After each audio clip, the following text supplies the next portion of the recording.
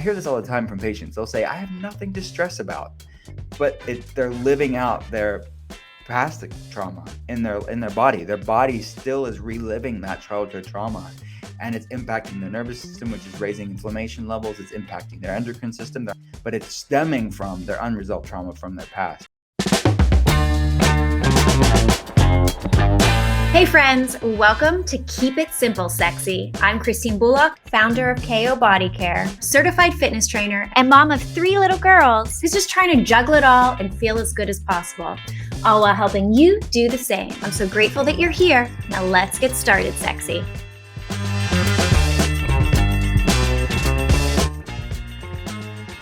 This episode is brought to you by KO Body Care, the leader in face-grade body care and supplements for total body wellness. Hello, everyone. Welcome to the show. My gut feeling is you need to listen to this episode of Keep It Simple Sexy. And I'm glad you trusted your gut and tuned in. But it would be like a gut punch if you hit pause right now. Can you guess the topic? Your gut is the foundation of your entire health. Your microbiome directly relates to how you look, feel, and think. It makes sense since you're more bacteria than human.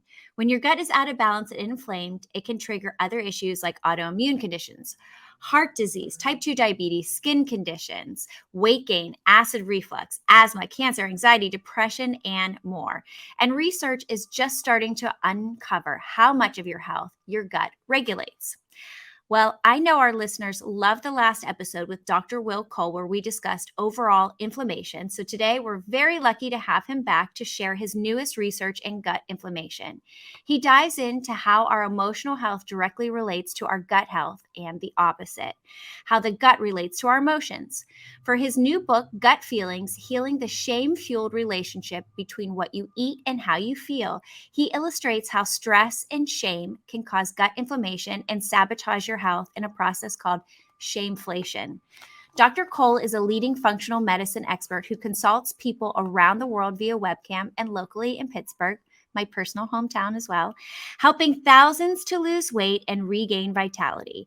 He's the best-selling author of Ketotarian, The Inflammation Spectrum, and the New York Times bestseller Intuitive Fasting, in which he shows how to use the powerful benefits of flexible intermittent fasting to gain metabolic flexibility and find food peace. Dr. Cole is the host of the new podcast, The Art of Being Well, and has co-hosted Goopfellas podcast and Keto Talk. So if you're ready to live a shameflation-free life, stay tuned. Welcome to the show, Dr. Cole. It's wonderful to have you back. Hi, my friend. How are you? Nice to see you again. Good. Sorry, I have to throw it in there, Pittsburgh. I love having, go Pittsburgh. Hey. This is a I mean, I love our city. I love our Yeah. city. I live here. I love it so much. And I think it's the Venice Beach of Pennsylvania. Yeah, I love it. And yet you have this amazing clientele around the world, Yeah, celebrity we started clientele. the first functional medicine telehealth center here in Pittsburgh. And you could be anywhere. And I'm your functional medicine doctor. Are you shooting your podcast from there, or are you flying out here? Oh, that's awesome. You have a great little setup. Oh, no, everything is from this room. I consult patients here. I record podcasts here. Occasionally we'll go into the studio at the Dear Media studio in LA, but that's only if I'm there for work for some other reason, like speaking at a conference or something like that. But 99% of the episodes are recorded right here. That's wonderful. Well, that's that work-life balance then, because you can walk right out the door and be with the fam. Exactly. Drive home. A couple minutes. Yeah. Well, we're so glad to have you back. Your book sounds so eye-opening, so interesting. It's something I feel like that we all need to hear in healing. We take all of these physical aspects of health.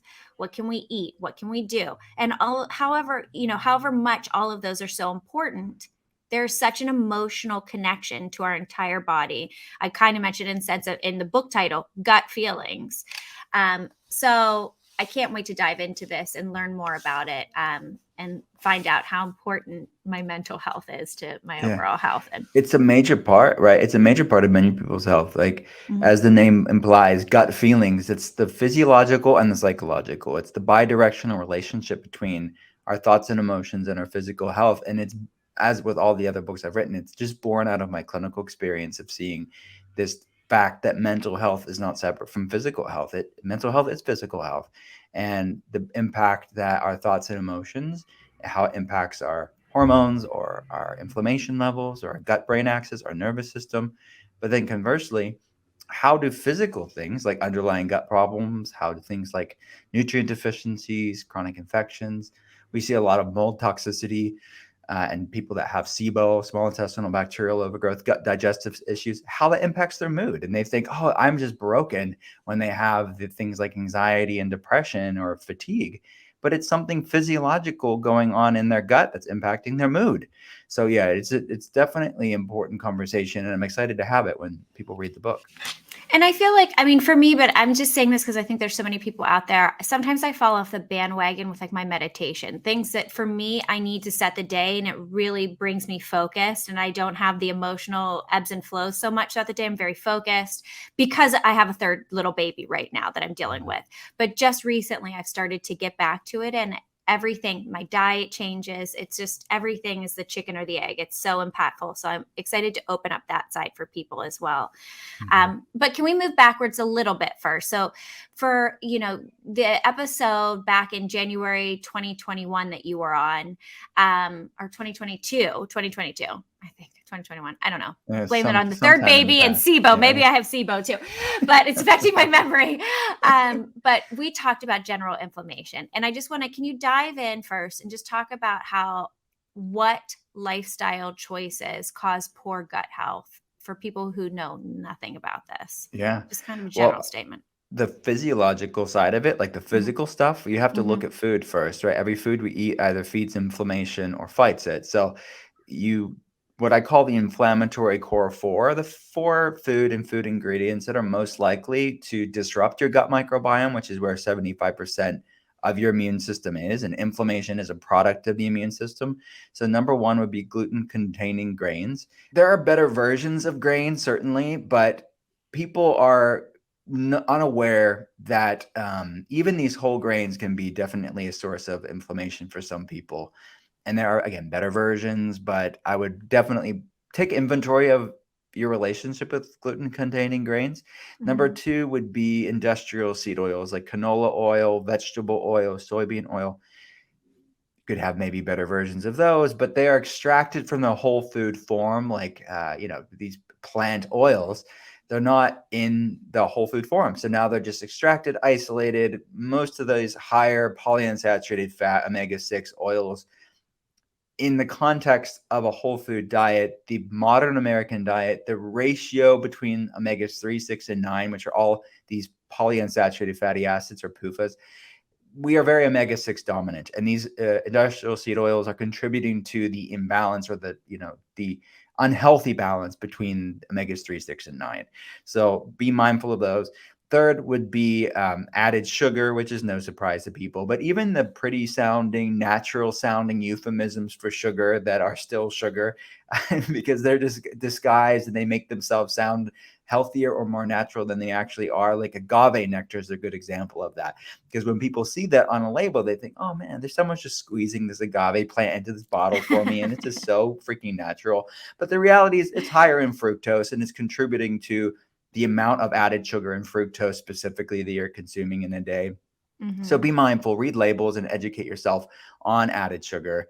And then fourth would be dairy. There are better versions of dairy too.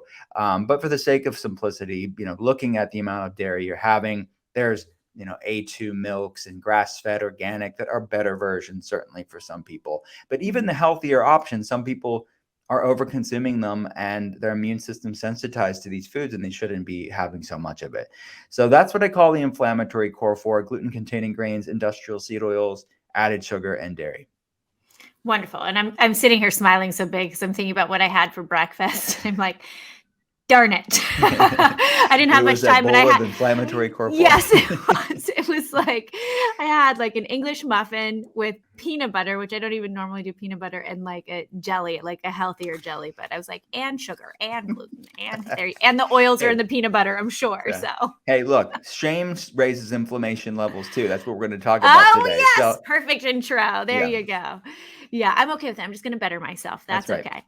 So let's talk about that then. How does this compare with the gut feeling connection? What is the gut feeling connection? So the book, really, I wanted to have both sides of that, not either Mhm. or. It should be both and stressing about healthy things isn't good for your health either. So I see people eat the best foods under the sun, right? And they are just like living in Air One and going to Whole Foods and they're doing all the wellnessy things, but they're serving their body this big proverbial slice of stress every day, or sort of living Yes. unresolved trauma, or completely that wellness tool is like infused with so much shame and obsession and negativity that Yeah. it's raising inflammation level just as much as that English muffin, right? So That's it's why I used to be that way, and that's why I kind of went off the bandwagon, and I'm just like, "All right, here's this a little bit, here's this a little bit here." yeah. Yes. Mhm. Yeah, so to me, it's like you both sides of that coin need to be talked about, and Mhm. realize that gut feelings or that sort of physical and mental, emotional, spiritual matter. And what I call shameflammation, it is the sort of intersection between the mental emotional impact on the physical, meaning the research around shame and stress and chronic stress specifically, and trauma and even intergenerational trauma. I talk about it in the book of how this stuff, which is a lot more nebulous in the way that it's easy to say and prescriptive for me as a doctor to say, well, these foods raise inflammation, these foods calm it and support Yes. healthy inflammation levels. So do Mhm. that. But it's a lot more, okay, abstract to say, don't stress. Because then you stress about not stressing and like, what does that look like? You can't just drop stress like you do that English muffin. So it's Yeah. a lot more nuanced and deeper, and the work is a lot more nuanced. So I'm having the conversation in the book so people can really lean into it, because it's actually, just because it's nuanced doesn't mean it's something that's not as far without it's outside of your reach. You can Yeah. lean into these practices. So really, the practices that I integrate into my patients' protocols I put in the book. So it's I'm excited about it. And you intro the book by saying that you're like, this is not as specific as, some of my other books are. However, we'll get into this a little later. I love how you have a 21-day plan, and it really does have very easy things to include into your day for that psychological aspect of it. Yeah. I So wanted people what? to check themselves, right? They're like what I call Yeah. metaphysical meals, like in treating, like you said, like, oh, I'm a little laxed on my meditation. And that's a lot of people, right? And or they say, well, meditation's not for me, because they're doing it randomly, right? And normally the people that say meditation's not for them are the people that actually need to do it the Yeah. most, because their mind is so racing and so frenetic that they need to anchor themselves in the present moment. But even Pass for that the one to my husband. I'll call him up afterwards. But the reality is that you you need to treat these like you do a meal, breakfast, lunch, and dinner. You need to treat this like you do the gym. Anybody that's listening to this is that these, flexing that mindfulness muscle takes practice and showing up. And the 21-day gut feelings plan in the book is just little moments, little uh, moments for people to anchor themselves in the present moment, to start to support their nervous system, support our parasympathetic. Because as I talk about in the book, most people, their autonomic nervous system is dysregulated. Their sympathetic aspect of their nervous system, the fight or flight, stressed, inflamed, hormonal dysregulation system, is just hyperactive. Mhm. And their parasympathetic, the resting, digesting aspect of the autonomic nervous system, is really weak. So the 21-day plan are moments for people, and practices and exercises for people to support their parasympathetic aspect of their autonomic nervous system. Mhm. And I love that. What are you've touched upon some of them, the top mental and emotional or that are aspects that affect our gut or On the cause mental, inflammation too? What are uh, we doing to ourselves emotionally and mhm. psychologically that are then affecting us physiologically? Yeah, sure. So that we're both sides of this coin are important, right? The physiological and the psychological. The psychological side of it is, I mean, chronic stress is a lot of it for many people, right? It's the day-to-day stuff, right? If they are really reactively going through their day without really any tools to support their parasympathetic, it's their job, it's their relationships, it's like their responsibilities throughout the day, it's stressing about money, it's all this stuff that they are stressed about. You can't change all those external stressors, right? You can change some of them, and we have these mindfulness moments of healthy boundaries and seeing what we can change and what do we have to change, what we have to leave, and what do we have to accept. Maybe we can't change or leave them, but we have to accept. We have to pick one of those: change, leave, or accept. So for many things, it's people taking, and I see this with patients all the time. It's like, man, this relationship, and we talk about toxic relationships and jobs that are toxic, that's contributing to our constant sympathetic fight or flight stress state. Maybe we need to change that. Maybe we need to leave that. And then there's some things that are like, all right, I can't do anything about it. I can't change it. I can't leave it. I have to accept it. And that's where radical acceptance and meditation and sort of deeper practices of meditation come into play. But healthy boundaries is part of it, and that definitely changes things, whether it's your healthy boundaries with yourself, healthy boundaries with your family members, your friends, and I love that. relationships are medicine, boundaries are medicine, and they impact your physiology just as much as your foods that you eat. You talk about JOMO, and I had to Mhm. Google it too, but the joy of missing out. And I think that's something I learned, um, when I had my kids, really.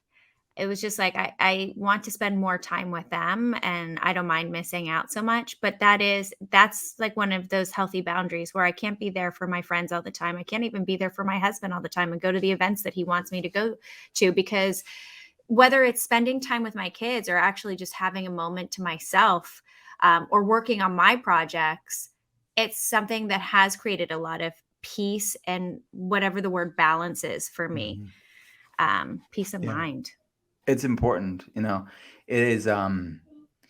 JOMA is a major part of that gut feelings protocol because it is so important. People just have to feel like hyper connected, or they're always on social media scrolling that FOMO inducing content, or they are, like you say, hype. They have to go to all the events and like hang out with their friends, which, it's balance. I don't want you to be isolated, but some Mhm. people take it to another extreme. And honestly, our culture kind of breeds that, right? It's that hyper connectivity. It's always getting and doing more, instead of just saying sometimes it's JOMO. It's a bad case of joy and missing out, and saying, I'm okay with being disconnected right now. I'm okay with being just insular and resting. And it is important, because people that have perpetual high cortisol levels, their nervous system stuck in that hypervigilant mode, JOMO is one of the best balms to start support that parasympathetic.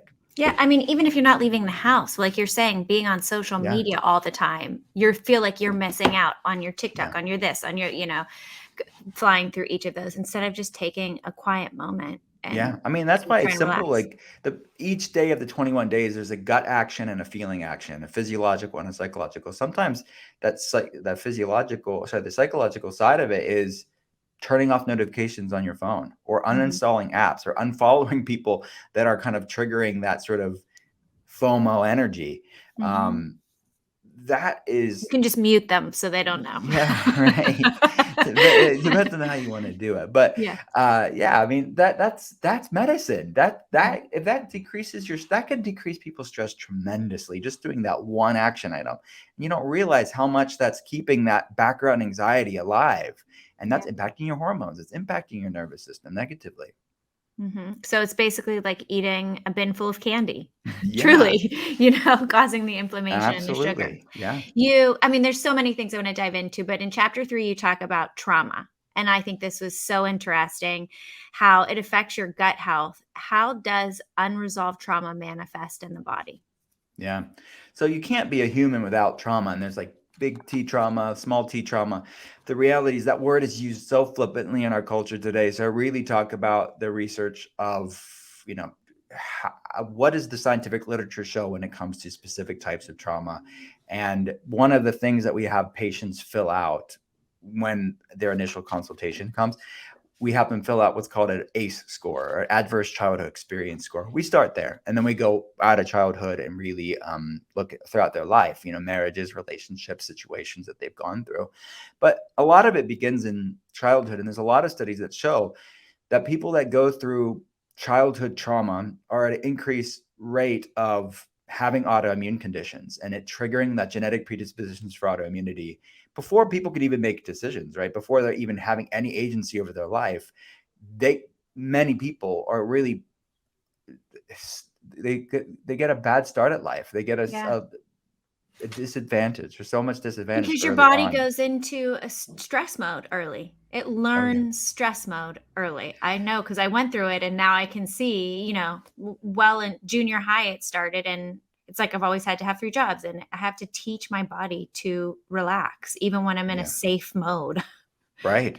No, that's absolutely right. So that ACE score is quite telling when I'm consulting patients. So we put that research in the book for people to kind of see because they may think, oh, my life. I hear this all the time from patients. They'll say, I have nothing to stress about, but they're living out their past trauma in their body. Their body still is reliving that childhood trauma, and it's impacting their nervous system, which is raising inflammation levels. It's impacting their endocrine system, their hypothalamic pituitary, adrenal axis, thyroid axis, ovarian axis with estrogen and progesterone, and it's keeping their body in that fight or flight stress state. And I can measure it on labs physiologically, but it's stemming from their unresolved trauma from their past. And then obviously it's not just about childhood. It can be later on in life as well. Mhm. And that is again a lot more insidious to say, well, just don't do that. Like don't live out your unresolved trauma. That is going to take quite a bit of work. And obviously the book is not going to reading that book alone is not going to undo childhood trauma, but it's Mhm. pointing people to the research. It's empowering them with science-backed tools to start to lean into, to start to heal from their past trauma and point them in the direction of specialists so they can get that one-on-one support. But you have to know what you're dealing with to do something about it. Most people are completely blind to even that being a factor in their current health. And they're struggling with that chronic fatigue syndrome or that anxiety or that autoimmune condition or that hormonal problem. And they think, what am I doing? And they're spinning their wheels. Well, hopefully this can shed light on the fact that it's not just what you're doing today that can impact your health, but it's stuff that you've gone through even when you were very little. The Keep It Simple Sexy podcast is brought to you by KO Body Care. So tell me if this sounds familiar. You have a ton of high-end serums and creams for your face, but nothing of the same quality for the skin on your body. And that's where my company, KO Body Care, comes in.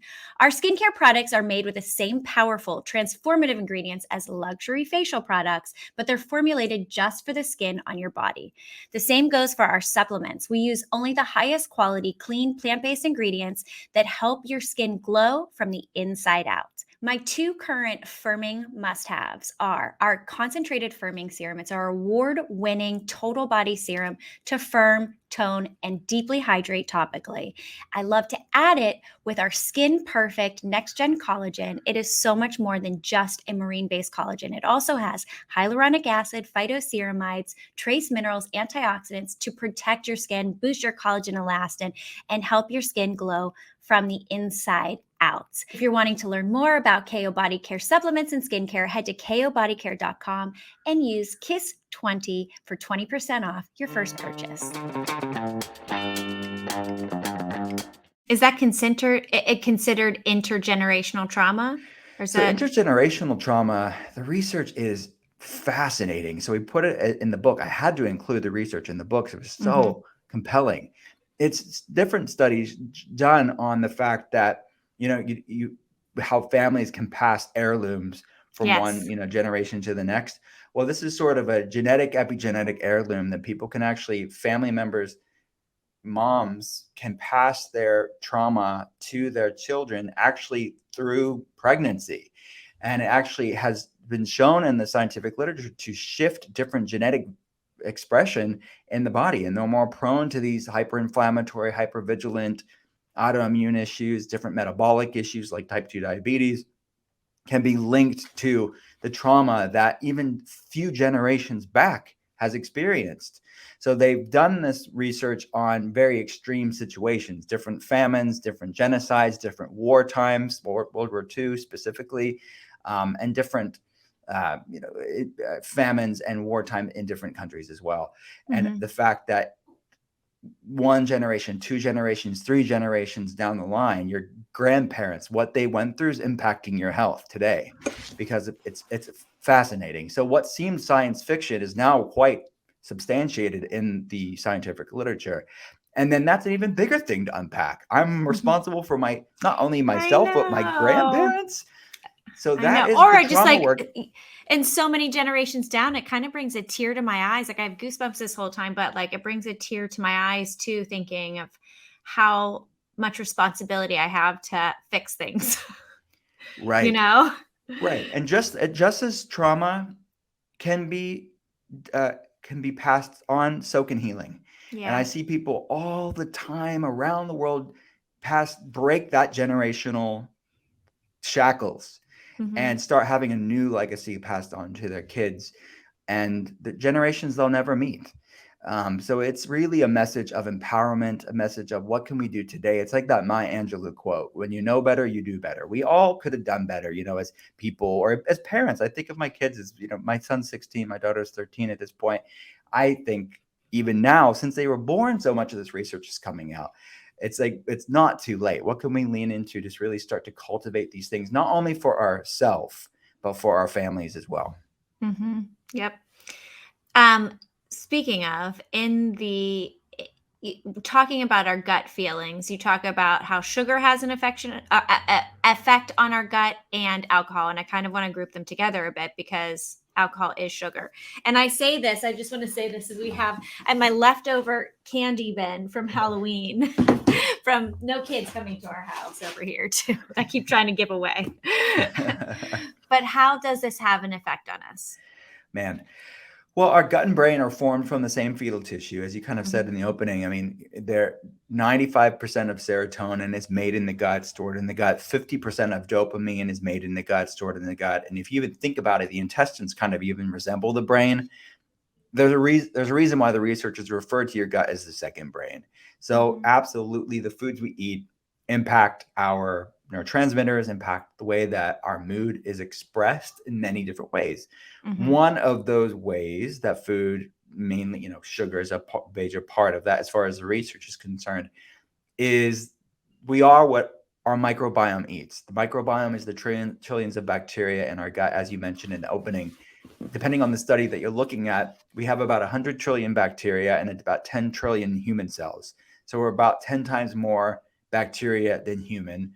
And the foods we eat influence that gut garden, this microbiome metropolis. And sugar, a lot of bacteria really get their fuel from sugar. So a lot of opportunistic and dysbiotic pathogenic bacteria, think of them as like weeds that overgrow in this gut garden, and as well as yeast and fungus. That it's part of what's called the microbiome, or that prefix myco is all that beneficial yeast and fungus.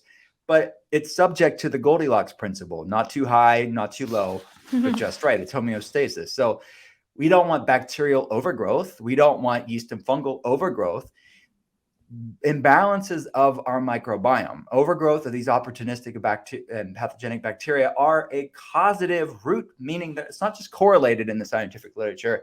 The mechanism is the metabolites that are released from these bacterial overgrowths are causing people's anxiety, causing people's depression, causing people's brain fog and fatigue.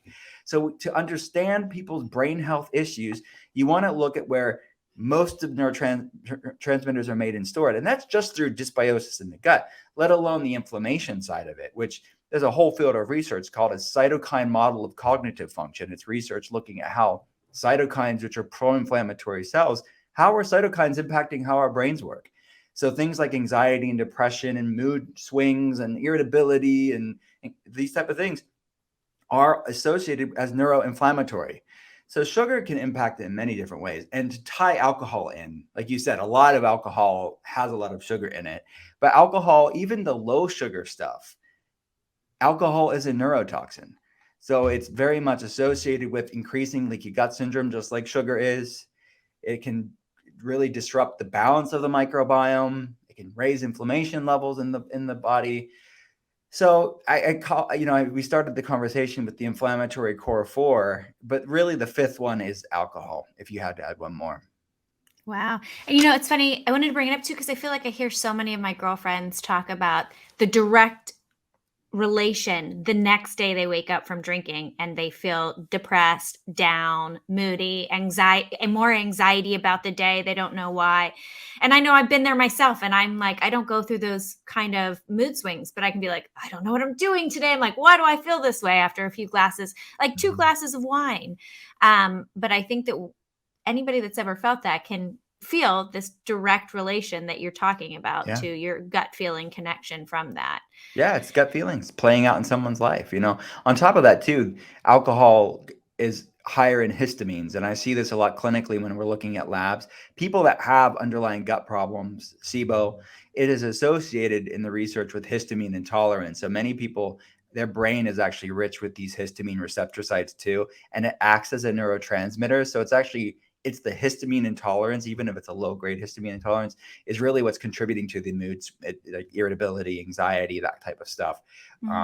So there's so many possibilities and So many ways that the gut's layers. influencing the brain. Yeah. So many layers. So you have your 21-day gut feeling plan. I love that. As I mentioned, it's so easy. It's literally the podcast. Keep it simple, sexy. I mean, you've simplified in adding 2 things each day, really, that you can do, that you can absolutely add into your day. I don't care if you have the busiest day ever. You can add these 2 things and make these choices. What are some of your favorite tips that you've added in there? They're like a Yeah. must for you. So yeah, the each day that I mentioned, there's a gut and a feelings action item. Some of my favorite ones, I mean, one of my favorite gut action item is implementing something that I integrate into patients' protocols is soups and stews. Soups and stews are some of the best food medicines to implement for somebody on a physical level to support their gut health. So a lot of people that are going to, they want to be healthy eaters and they're trying to do the healthy thing. The epitomization of healthy food is oftentimes a salad, right? A big ass bowl of raw leafy greens, which is nothing wrong with salads at all. Like nothing wrong with salads. But for somebody that has underlying gut problems, it's impacting their mood, impacting their hormones. A lot of raw foods can be a lot of energy to digest it. So Yep. it's not the food's fault. It's that we have to get that gut healthier to digest those foods appropriately. So for a time, focusing on more cooked foods, warm foods, soups and stews. If it's summertime, like a gazpacho, like even a chilled soup would be good. But something cooked, easy to digest, and your gut can focus on repairing itself and not always working and expending that energy of digesting foods, which requires a lot of energy expenditure. So a few days actually in the protocol, that gut action item is actually soups and stews, and I give lots of recipes in the book. There's like dozens and dozens of recipes in the book, and many of them are soups and stews for that reason. So that's an easy one, and it's quite cost effective, and people can batch make them, and Yeah, just we freeze do. them. We do it. I make one a week for, and my girls actually love it too because we kind of meal prep with everything. But I always have a soup or a stew, and I eat them for breakfast actually most of Yeah. the season. I've kind of got away from smoothies, which ended up being a lot of fruits and sugars, even though, good ingredients in them. But it's also cold on my gut, and I love a soup in the morning, and I actually Mhm. feel a lot more energy from it too. Yeah. Oh my goodness. And a lot of patients will say to me when I bring them in these protocols, these sort of gut brain axis, gut and psychology syndrome type protocols, they will tell me that. Well, what do I do for breakfast? But it's exactly what you figured out on your own intuitively. It's reimagining breakfast because a lot of the breakfasty things, which I give recipes for those too, Mhm. but a lot of the traditional American Western breakfasts aren't the most It's so healthy food. heavy. It's Yeah, like right. butter, bad fats, gluten, and then Sugars. yeah. Yeah, I know. And then it's like tons of sugar right out of the gate. Yeah.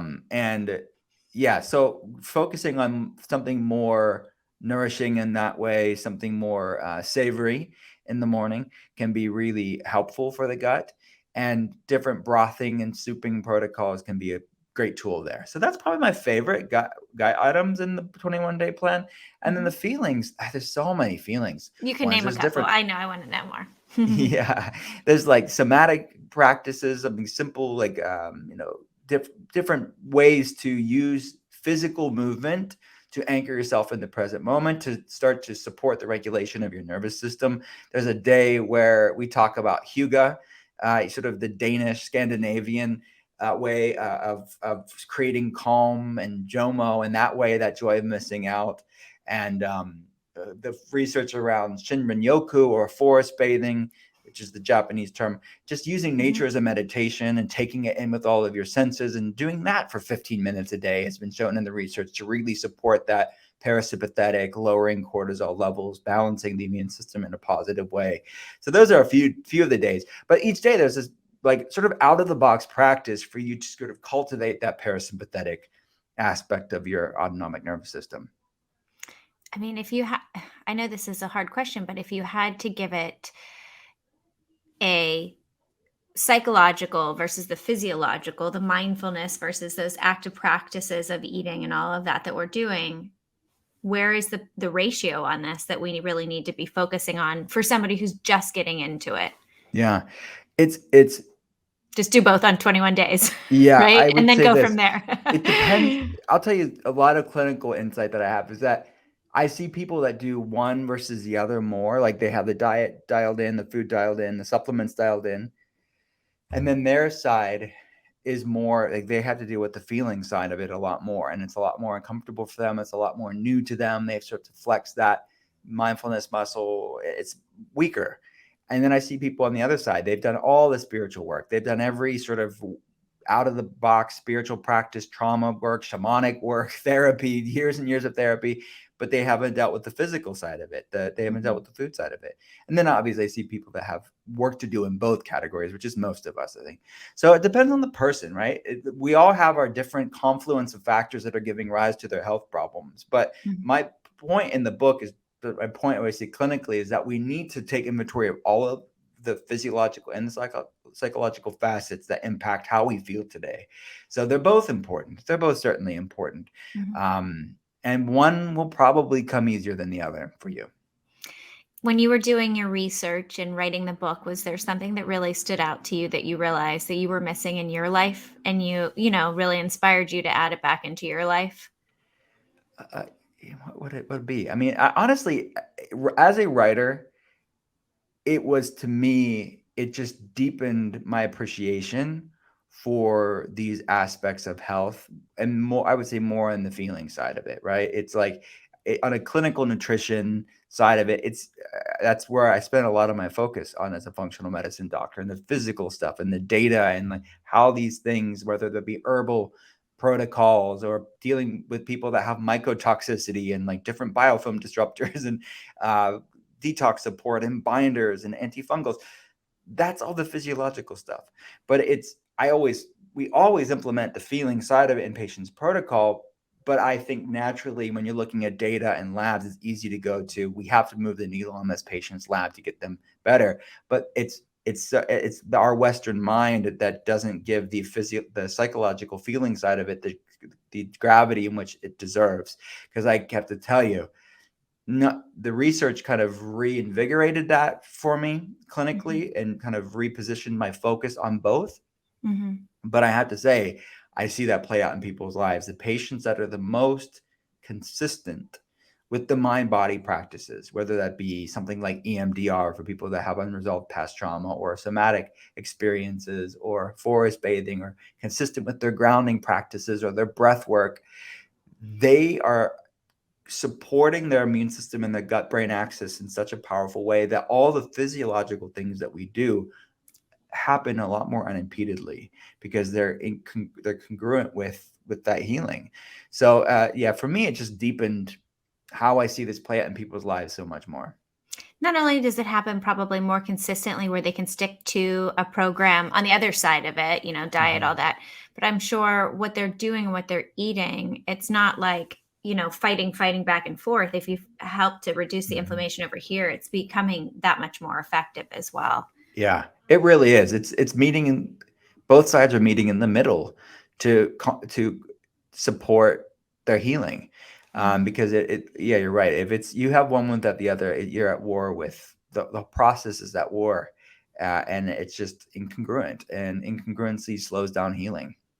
And this is why you're such an amazing doctor, and you're on the speed dial of anybody who's anybody. Thank you. And that because you're really thinking the full picture. I don't even want to say out of the box. You're looking at the full picture of what someone's health is. And, Yeah. it is not just as we started off with. I know so many people who are so particular with what they eat and drink. And I always say, I don't want to live that life, but exactly what you're saying in the sense of the stress that it brings to somebody to be so particular with anything and bringing in a mindful practice. And I hope I feel like a lot of the viewers are going through the same things that I do all the time too, being busy in their work or busy parents. And I feel like I've let go of my mindfulness and coming back to it and noticed a complete difference. And just in the past few weeks, getting back to small steps, like I feel so much better, but I can't wait to try the 21 day challenge or gut plan. But are you going to do a challenge was my question. I feel Yeah. like you should do a challenge. Yeah, right. No, we will actually do things on social media to get Yeah. people involved. And when the book around launch, we're gonna and it was funny. Me and the publishers, like Penguin Random House and Goop, and it's co-published with Goop Press.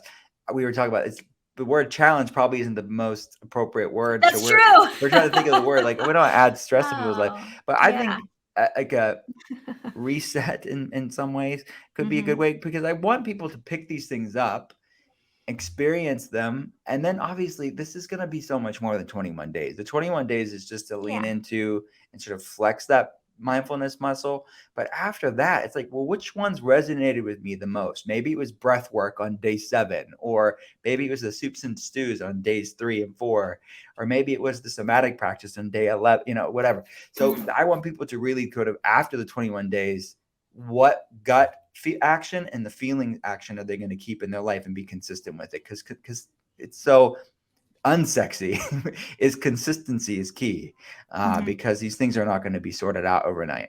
Yeah, that's for sure. And things happen to us where we need to stay consistent because Yeah. you could have another trauma, who knows when. So, Yeah, or stressful it adds time up. in your life, or yeah, absolutely. There's things outside of our control. But what I find is that their resilience is regained so deeply when people are consistent with the gut actions and the feeling actions. So if something does happen, and we're all human, it's gonna happen. What is our resilience capacity? So after we empty that bucket, so to speak, people's buckets are overflowing. They're in that frenetic fight or flight stress state. What Mhm. we're doing over the 21 days, and then as people are consistent, it's going to be consistently emptying that bucket. So you have some resilience and wiggle room. You're not paying for it the minute you have that glass of wine or whatever, have that baguette. You have some wiggle room. Your immune system's calmer. Your nervous system is calm. Your gut brain axis is more resilient. So when that stressful season in your life happens, you can handle some stuff without you Mhm. having to have a major setback or flare up. I was gonna say setback, flare up, like, when people they're on a diet, they go off the diet one time and then they fully give up. It is a resilience to where you're like, well, just not a big deal. Yeah, A little eat some it. trauma happens and you're like, no big deal. I can deal with this, Yeah, right? Instead of like, I'm back at it. I'm having my anxiety attacks again. And it's like, no big deal. That was like a yeah. moment. Exactly. And you've created a foundation and a center for yourself where Mhm. you're so grounded that those things happen, but they come and go. It is not going to shake you and rattle you. Well, I need to hear this right now, and I can't wait to fully dive into every single tip and go through the reset. Where can we find your book? Thank you so much.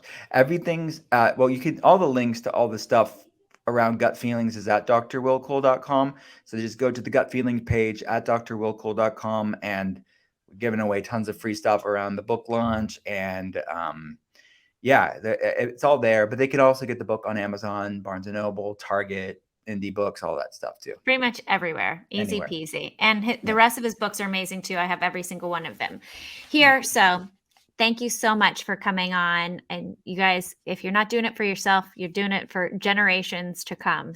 So from your family. So it's time to read through, see how you can heal, and just be on the up and up for this next year. Thriving, inflammation free-ish. I don't know if we can ever be completely free of inflammation. Yeah, inflammation resilient. Resilient. Oh, I love that. There you go.